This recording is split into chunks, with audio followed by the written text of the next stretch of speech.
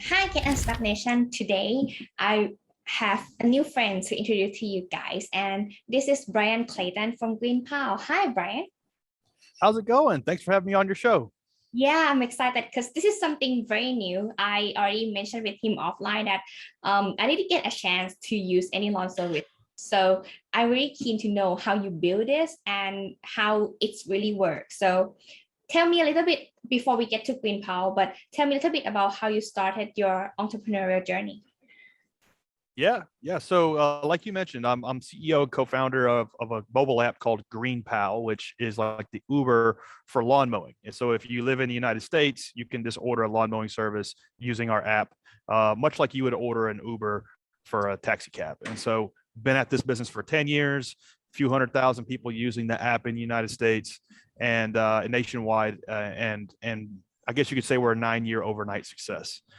Before Green Pow, I actually had a lawn mowing business. I started mowing yards for people in my neighborhood when I was in high school.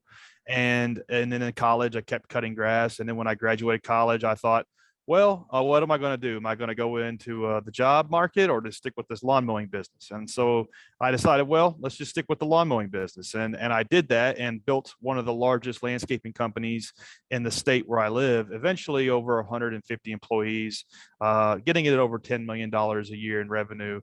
And in 2013, that business was acquired by one of the largest landscaping companies in the United States.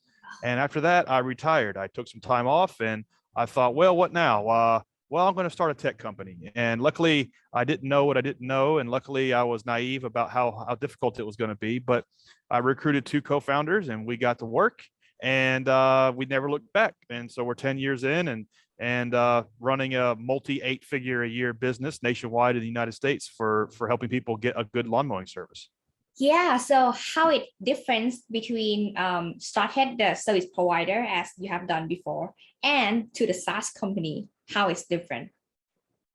Yeah, so the difference between like a marketplace and a SaaS. Mm-hmm. Yeah, so marketplaces connect buyers and sellers, and they usually have what's called network effects. So the more people that use them, the more valuable they come. So like a marketplace like Uber, the more drivers that you have, the cheaper the cost, the more people use it, the more drivers and so on. So that's how a marketplace works. And that's how our business works. We connect buyers and sellers. Now, marketplaces do have SaaS tools. Like for us, we have SaaS tools that vendors use, such as scheduling, pricing, customer relations management, route optimization, going from stop to stop in the most efficient way possible. So there's SaaS enabled tools within a marketplace, but we don't charge a flat fee for people to use our services. We make a piece of every transaction that occurs on it. So that's a distinction between a marketplace business and a SaaS business. And really you kind of have to almost bet on one or the other. It's hard to do both. There's very, very, very few examples of marketplaces that also charge a fee for people to use the tools. You usually make money one of the 2 ways. Yeah, because when you combine them together, it's kind of like a lot of touch point that you have to consider, I guess. Yeah, that's right. And SaaS companies sometimes look like marketplaces, and marketplace sometimes look like SaaS companies. But it all depends on how you make money, how you monetize the activity on the network, and so for us, we're a true marketplace with SaaS kind of characteristics. Okay. And how you guys started this idea that you will be the middleman that matching the buyer and the seller? Yeah, so for me, it was very much solving my own problem. I spent 15 years in the industry, and so I saw how difficult it was for homeowners to hire a lawn mowing service. People would call me all the time just looking for a dependable lawn mowing service. And so my company didn't take on that kind of work anymore. And so we would refer them out to smaller contractors that did those types of gardening services. So in effect, for many years running my first business, I was kind of doing it already, just as a favor.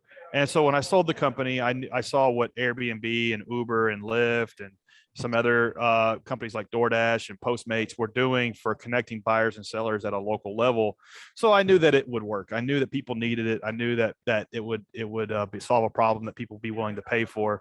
What I didn't know was just how challenging it is to invent a new product from scratch, how challenging it is to build a marketplace like this, how difficult it is to kind of figure it out as you're going.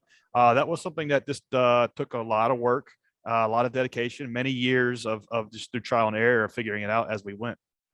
So even though you already have customer back then from referral to the paid customer, but still there are many challenges in between to take off, right? Can you tell us a little bit about the journey that you, test the market by this new product from scratch? Yeah, I think when you're starting a new business, you're inventing a new product, you kind of just need to look at it like a video game almost. You just need to break it down into 10 levels and just get through one level at a time, not worry about levels 8, 9, and 10 when you're on level 1, 2, or 3. And so for us, that's kind of how we did it. We just got through one level of the game at a time. For us, level 1 was we needed 100 people to use the app that we had built because we needed to learn from them. We needed to learn, were we even building a product that people would be willing to pay for? What do they wish that it would do that it didn't do? What features did it need? And so we did everything we could to get 100 people to use it. We passed out flyers all over Nashville, Tennessee, where I live. And that's how we get the first 100 people to use the product. And that's how we learned, okay, this is what our customer, this is where they live. This is what their buying habits are. This is what their hobbies are. This is how they normally find a lawn mowing service. And so we used all of that knowledge to bake into, okay, now let's get to level 2. Let's figure out a way to get 1,000 people. And then level 3 might be 5,000 or 10,000. So it's just getting through one level at a time and learning from the activity and learning from the feedback that your customers are giving you is how we went from nothing to now several 100,000 people using this app to get this chore done. Yeah, that's amazing. I found some of my clients who also building this like SaaS company as a backend, and they also, I'm not sure. I want to know your opinion regarding to how do you decide which side would be priority. For example, this is the function that your customer require to have when they filter to choose which lawn service provider they will go for example. But then this is also something that your team needs to facilitate the customer for what they want. Which one would be your priority when you decided? This episode is sponsored by Mutita Clothing, like what I'm wearing right here. So if you are a petty-sized lady who are looking for high-quality apparels as well as a neat cutting and premium pattern, check it out at mutitaclothing.com so that you can be simply elegant by no time. Let's get back to the episode. You're always moving along the spectrum of what people want and need. And so as a founder, a lot of what you do is what they would call like asset allocation, like literally like capital comes in, how do you put the capital back to work? And so where do you put that firepower? Where do you put what little money you have to work for the best return? And it's kind of like in the early days, it's kind of like a hospital emergency room where it's just you're triaging. You literally are just triaging to, okay, this is the most important thing right now.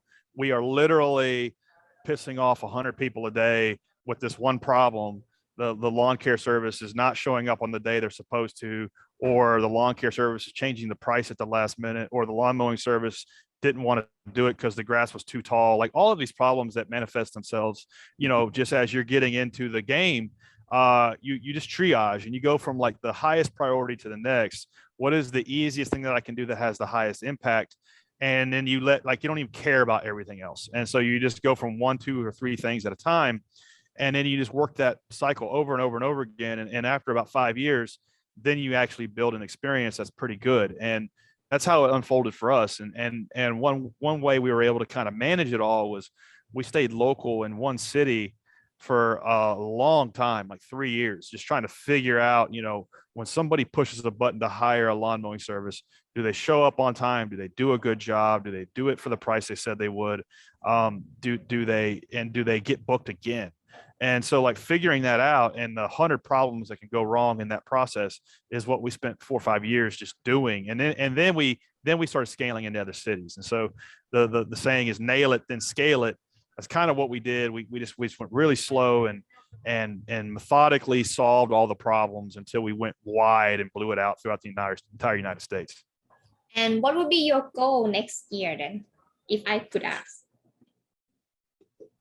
So we're doing over $20 million a year in sales now, and we really need to get that to 100 million in order to really matter, to be honest. You know, we're very much still an unknown commodity. Yeah, I mean, hundreds of thousands of people using it, but you know, until we're in like the default way you get this chore done, you know, we're not happy. And so we have to be in the same conversation as an Airbnb and Uber. So we need to get to 100 million in sales. Will that happen next year? Probably not, but that's our next goal, is getting as close to that as possible.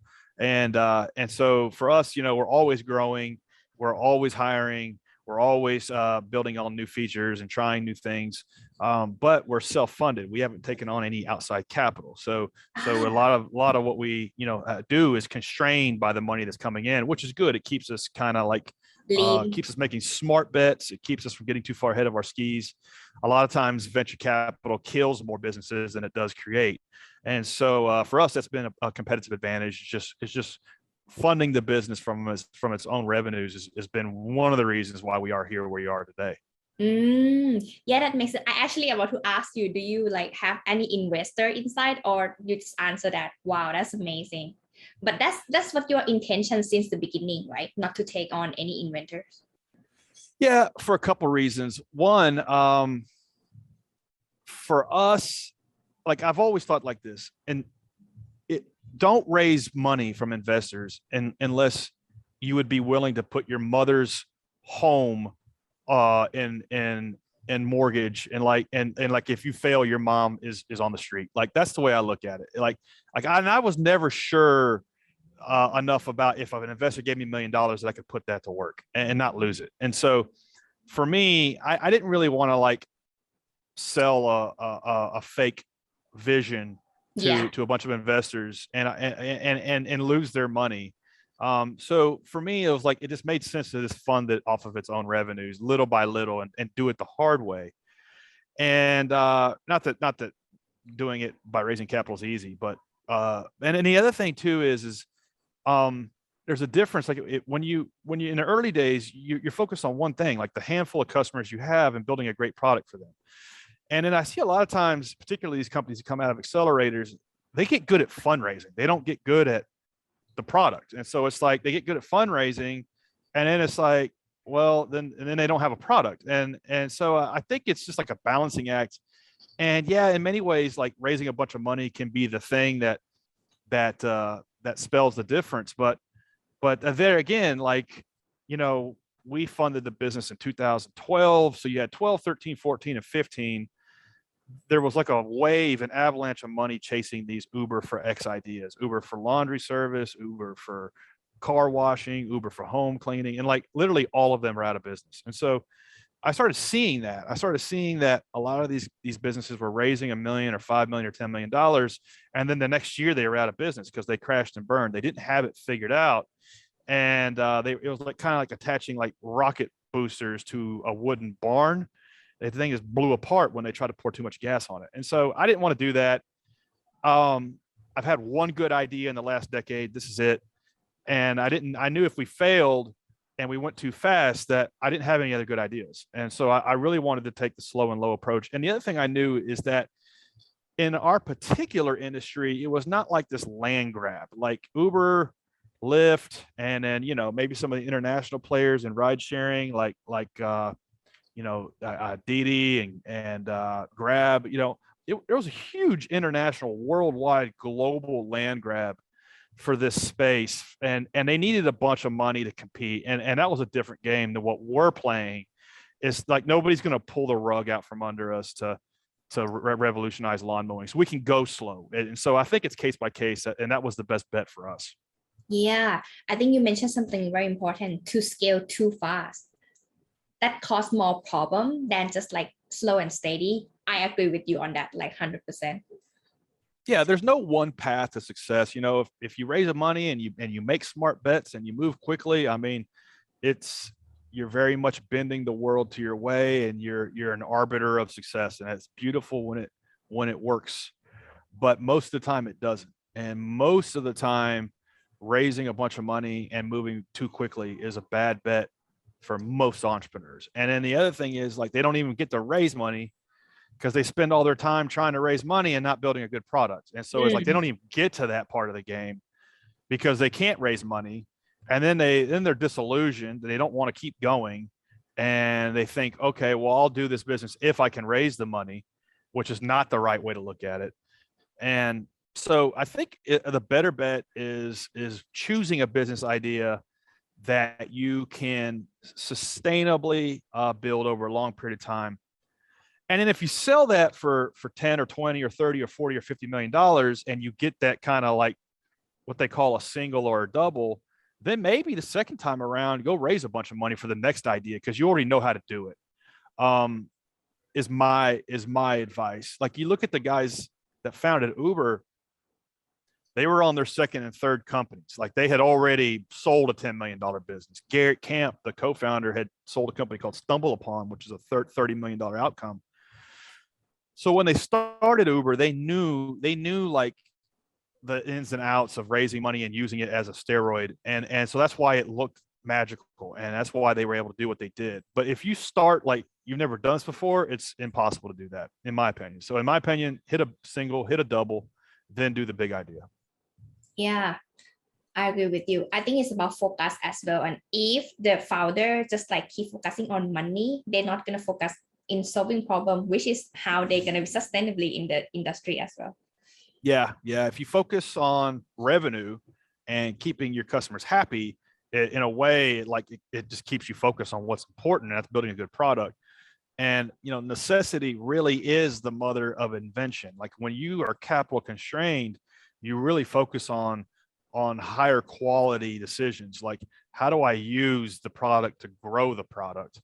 Not, I got $1 million, let me go buy a bunch of Facebook ads, which if that doesn't play out, when the $1 million is done, you're done. And so you just wasted 3-4 years of your life and wasted your investors' money. Mm-hmm. Doesn't always happen that way, but more times than not, it does.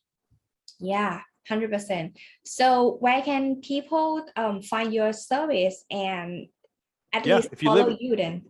If you live in the United States, you just download GreenPal in the App Store or Play Store, and you'll get hooked up with a great lawn mowing service. If anybody wants to reach out to me, I spend most of my time on Instagram.